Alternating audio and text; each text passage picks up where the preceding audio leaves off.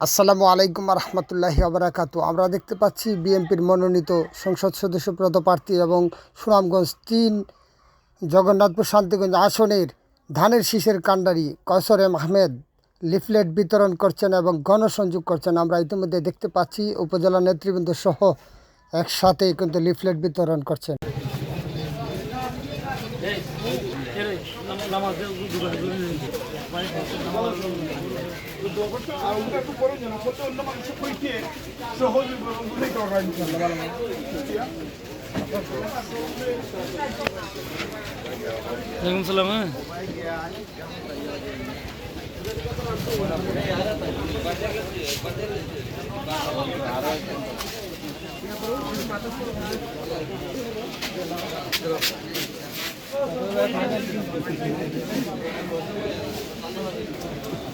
ভাই এর আমার ভিডিও কিন্তু আমার কাছে ভিডিও